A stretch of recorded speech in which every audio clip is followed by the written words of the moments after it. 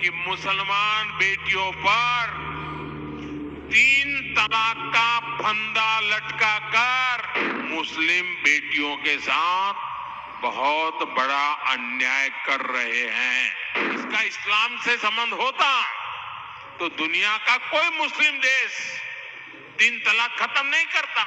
मुझे लगता है कि जो भी 3 तलाक के पक्ष में बातें करते हैं, 3 तलाक की वकालत करते हैं, कि वोट बैंक भूखे लोग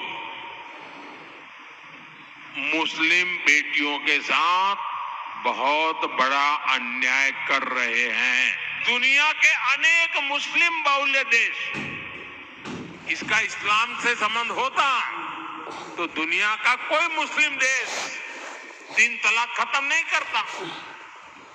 मुस्लिम बहुल्य देश जहां पूरी तरह इस्लाम राज्य है, वहां भी 3 तलाक बंद कर दिया है। मैं परसों इजिप्ट में था, मिस्र में था। मिस्र में, इजिप्ट में 90% से ज्यादा सुन्नी मुसलमान समाज है और इजिप्ट में आज से 80-90 साल पहले 3 तलाक की प्रथा को समाप्त कर दिया। हमसे 90 साल पहले। अगर 3 तलाक इस्लाम का जरूरी अंग है तो पाकिस्तान में क्यों नहीं होता भाई? अगर 3 तलाक इस्लाम का जरूरी अंग है तो इंडोनेशिया में क्यों नहीं होता? अगर 3 तलाक इस्लाम का जरूरी अंग है तो कतर, जॉर्डन, सीरिया, बांग्लादेश, ये तो सारे मुस्लिम बस्ती वाले देश हैं, वहां पर उनको बंद क्यों कर दिया? मैं समझता हूं कि मुसलमान बेटियों पर 3 तलाक का फंदा लटका कर कुछ लोग उन पर हमेशा अत्याचार करने की खुली छूट चाहते हैं। यही लोग 3 तलाक का समर्थन भी करते हैं। याद है ना 2014 के हालात क्या थे? याद है ना 2019 का हाल क्या थे? वो याद है ना? भाजपा के जो घोर विरोधी दल है, 2014 हो या 19, वो कितने ही घोर विरोधी थे, लेकिन उन दोनों चुनावों में हमने देखा कि इतनी छटपटाहट नहीं दिखी जितनी आज दिख रही है।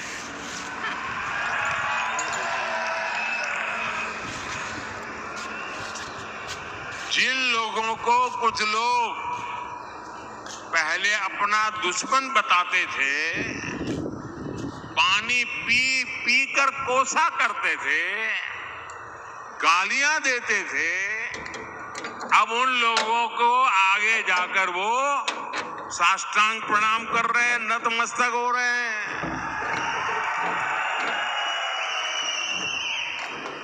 ये उनकी मजबूरी है। ये विपक्षी दलों की हरकतों से, उनकी घबराहट से साफ है कि देश की जनता ने 2024 के चुनाव में भाजपा को वापस लाने का मन बना लिया है।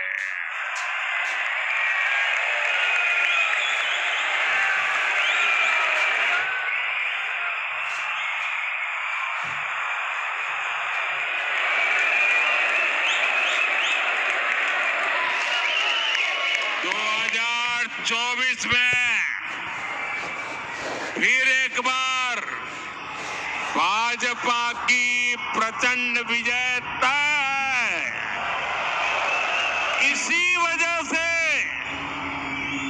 ये सारे विपक्षी दल बौखलाए हुए हैं।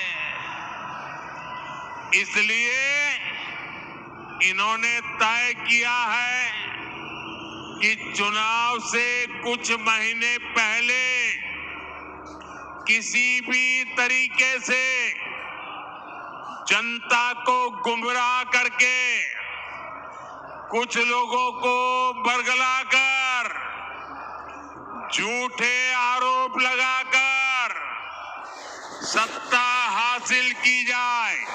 आप जरा प्यार से बैठिए भैया। आपका उत्साह जब बूथ में आप जाएंगे वहां उत्साह दिखाना।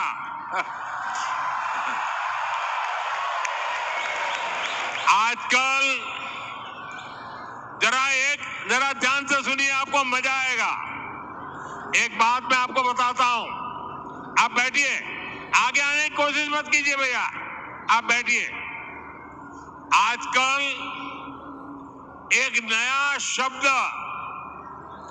बहुत पॉपुलर किया जा रहा है। वो शायद शब्द आपके कान पर भी आया होगा। वो जो नया शब्द पॉपुलर किया जा रहा है वो शब्द है गारंटी। बार बार शब्द आता है गारंटी। भाजपा के कार्यकर्ताओं की ये बहुत बड़ी जिम्मेदारी है कि लोगों को बताएं कि असल में ये विपक्षी दल किस चीज की गारंटी है। जानना चाहिए ना भाई, ये विपक्षी सब जो है वो किस चीज की गारंटी है। ये सारे लोग, ये दल गारंटी है भ्रष्टाचार की।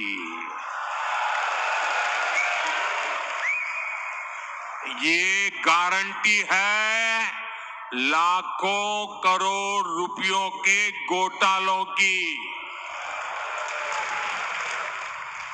कुछ दिन पहले इनकी एक फोटो ऑप कार्यक्रम हुआ था, मिलकर के फोटो निकालने का कार्यक्रम हुआ था। इस बैठक में शामिल दलों के इतिहास को देखेंगे तो पता चलेगा कि वो सब मिलकर के, जितने भी लोग वो फोटो में दिखते हैं ना, एक एक को जरा देख लीजिए, उन सबका मिलकर के टोटल लगाएंगे तो ये सारे मिलकर के कम से कम 20 लाख करोड़ के घोटाले की गारंटी है।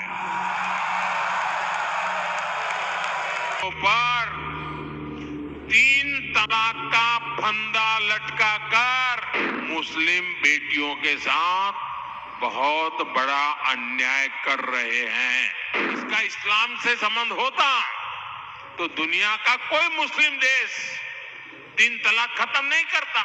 मुझे लगता है कि जो भी 3 तलाक के पक्ष में बातें करते हैं, 3 तलाक की वकालत करते हैं, कि वोट बैंक भूखे लोग मुस्लिम बेटियों के साथ बहुत बड़ा अन्याय कर रहे हैं। दुनिया के अनेक मुस्लिम बहुल्य देश, इसका इस्लाम से संबंध होता तो दुनिया का कोई मुस्लिम देश 3 तलाक खत्म नहीं करता। मुस्लिम बहुल्य देश जहां पूरी तरह इस्लाम राज्य है, वहां भी 3 तलाक बंद कर दिया है। मैं परसों इजिप्ट में था, मिस्र में था। मिस्र में, इजिप्ट में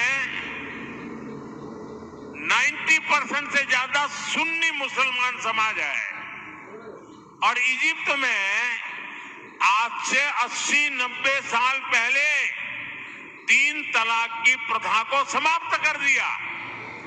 हमसे 90 साल पहले। अगर 3 तलाक इस्लाम का जरूरी अंग है तो पाकिस्तान में क्यों नहीं होता भाई?